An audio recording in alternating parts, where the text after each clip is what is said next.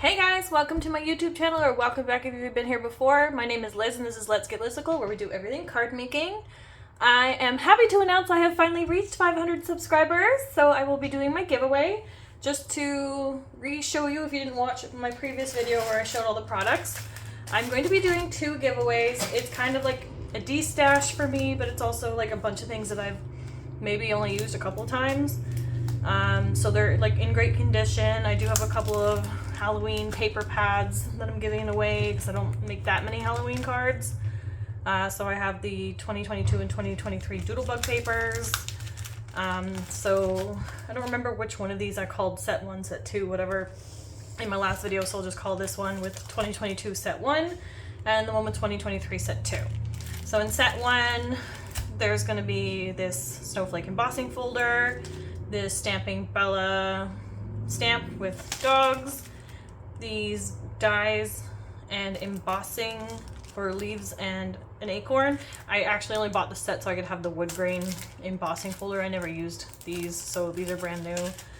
Again, Doodlebug Halloween paper, so you can join in on the Get Creeping on Halloween challenge that Inky and Scrappy does, which I participate in as much as I can from January to October anyway. There's also this die set from Honeybee. It just does a bunch of circles. My die cutting machine doesn't like to cut this, and I don't have that much use for it anyway, so I'll be giving that away. This is a stamp layering set from Hampton Arts, which is with roses. Simon Says stamp. This one's a little bit more well loved than the other ones probably. I've used the butterflies and the have a beautiful day thinking of you sentiments the most. But again, like it's a little yellow, but stamps do that over time. Everything's in great condition though. I'm very good with my products. And then I have this Happy Fall Y'all. I actually got this, I think, free with a purchase at Simon at one point. And the only couple of stamps that I've used from this set are like the bear, the owl, and the Happy Fall Y'all sentiment. So that one's practically new as well. And then the second set, there's this like little Picket Fence Studios Ocean Swells. I think I've used it like once. A couple of embossing folders, so this one's just a bunch of circles. Probably came in a package with some other ones that I bought. This is a 3D one from Sizzix and Tim Holtz, and it's just a bunch of gears and stuff. The 2023 Doodlebug paper pad for Halloween. Some thanks dies that I've gotten for free in other packages. This is another Hampton Arts stamp set for layering butterflies. Not very good with layering stamps, so that's why I'm giving those away. This is a Cuttlebug die set that I bought at Michael's a long time ago. They don't sell these anymore. And I think I've used probably the button one the most. And I think that's actually the only one that I've used in the set. So again, practically new dies. They work great, I just like don't use them. And then also this Simon Says stamp, Hello Sunshine. Again, I've used this for a couple cards. These two, and then maybe the sun face or something. And the stripes, I think I took out. This one's missing here, but yeah, so these are the two packages that I'll be giving away. The giveaway will be open to Canadian and US residents, and like I said, I'll be giving away two, so I will do a random selection. All you have to do is like this video, make sure you're subscribed to my channel, and leave a comment down below and let me know what your thoughts are on 3D box cards, because we're doing a new one today. I have a new cut file that I'm going to go through, and I've done quite a bit of prep work for it, but because I want to do more on the assembly. But I've used the Mama Elephant Little Agenda Farm stamp set, and I have a prototype here for it. It's my Diorama Box Card set. So you'll get the base, which I set up a little bit differently than this one, but I'll show you how to assemble it after, and then you'll get like the straight, the hill, and the grassy layers to go with it.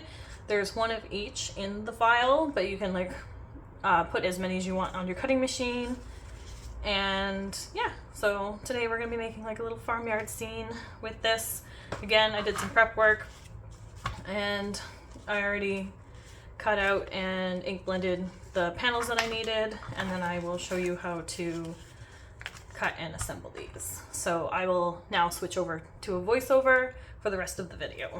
Hey guys, so before we get into the card, I forgot a few details. The entry for the giveaway will be open from May 24th at midnight when this gets posted to May 29th at midnight. That way it gives me some time to pick the winners and do my voiceover for the video. This will be announced in May 31st's video, so my Get Creepin' on Halloween video, I will announce the winners. You'll get an entry for commenting down below, and I will give you bonus entries if you head on over to my Instagram at Let's Get Lizical. Give me a follow there if you haven't already, and every time you tag a friend to the post related to this video, I will give you a bonus entry. So just a little bit more incentive there for you. Okay, so let's get into the card. As you can see, I've done quite a bit of prep work. I stamped my images, ink blended my panels and the background. Right now I'm just scoring the base itself. When I do the SVG files, I leave a line there, so when you put it into your Cricut machine, you can set those as score lines. I have an older brother scan and cut, so for the FCM files I include, I usually leave a dashed cut line in there that you can fold on. But I didn't want that to be part of this card for myself, so I took those lines out, which you can do on your Canvas workspace as well if you want to. It just makes it a little bit cleaner because when you use those dotted cut lines, it does make it a little bit bumpy on the edges. I don't mind it for my 3D box cards like the other ones, but this 3D, what I'm calling Diorama Box Card, I just wanted all of the lines to be clean. So what you're going to do if you want to do it this way is remove those lines and then score at 1/4 inch in and 2 1/4 inches in from both sides. The side panels are 2 inches wide, and the 1/4 inch is just for your fold over for the back panel. And to assemble this card, I'm going to be using a lot of red line tape. I tried doing the prototype with glue, and the glue just takes too long to dry. So I decided to use double-sided tape.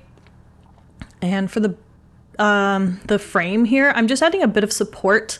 I am using 110-pound cardstock from Michaels, which is fairly thick, but it still needs that little bit of extra. So I cut just some scrap cardstock about 3/16 of an inch wide. The frame itself is 1/4 inch around, so I just wanted it a bit smaller than that, and I added it to the top and the bottom of the frame just for a little bit more stability. I've seen Jennifer McGuire do this on a few of her videos as well, and it is actually very helpful. You can add a few layers too if you want, depending on the thickness of your card. But right now what I'm doing is I'm adding my inserts to the inside. Again, that panel is 2 inches, so you can space evenly the inserts 1/2 inch in the middle, which means you need 3 of them. And then the 4th one, I cut the tabs off the sides and I made it a bit shorter so that I could glue it to the front of the frame. You could glue it inside the frame if you want that frame to go around the entire image, but I really like the look of things breaking outside of frames. So I ended up putting the grass on top of the frame on the outside of the card. And I just really think that that helps the look of this. And what I'm doing now is using a T ruler to help me line up my other insert panels, just to make sure that they're straight. They do, even when you fold them back there, sometimes you gotta manipulate them into a straighter position. I'm not sure why they don't stay straight, but it's okay. This paper is easily manipulated. So yeah, I'm just gonna add that 3rd panel in there, and I'm just staggering them up a bit each time so that it gives me that dimension on the inside. If you want, you can make them all at the same level. You can put them up even further if you want.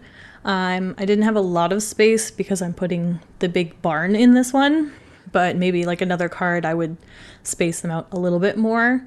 And even with the barn, I ended up not stamping the weather vane on the top of the barn.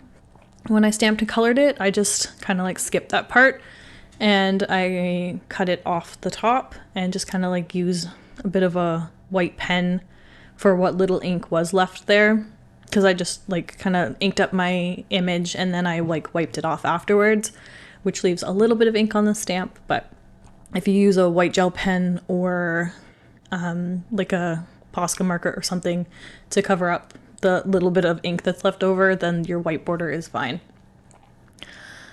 So there I put the back panel on. There's a couple of ways you can do this. I put the flaps towards the inside of the card. You can put them on the back of the card and then cover that up from the back if you want. You can cut two of the matte layers. One for doing your inking, the other one for covering the back flaps, which I might do going forward. It is a little bit easier if you put them on the back, because you saw like me kind of like struggle a little bit trying to insert it afterwards. You have to insert it afterwards if you're putting the flaps towards the inside, because you need to put this panel over those flaps once it's assembled. But next time I do it, I might do it the other way, which would also be fine. No, like you can write your sentiment on the back of the card and a little bit of a message, or you can leave it blank. You can write your message on a separate piece of paper, but I think next time I might put the flaps on the back and then put another piece of paper over that to write my message on. But you know, you live and you learn. This is like my second time assembling this card. Maybe third. I did one prototype all in white just to make sure everything was okay. And then I did that colored one and it wasn't turning out the way I wanted it to, so I changed the box layout a little bit. And then I did this one afterwards. I don't end up using the chicken image just because he wasn't facing the right way and I didn't know where to put him, so I'm just going to leave that off the card for now. Also, I stamped the sentiment after. I knew I had to do this before, but I was just in like such excitement to get this card done that I forgot. So I'm going to try to stamp a sentiment on this from an MFT farm stamp set. I think it says happy birthday from the whole herd. But yeah, so I have to stamp it a few times, but it does work. Just try to remember to do that before assembly. It's much easier. But yeah, so that's our card for today, guys. I hope you like it. I think this is super adorable and I'm so excited to make more of these diorama frames.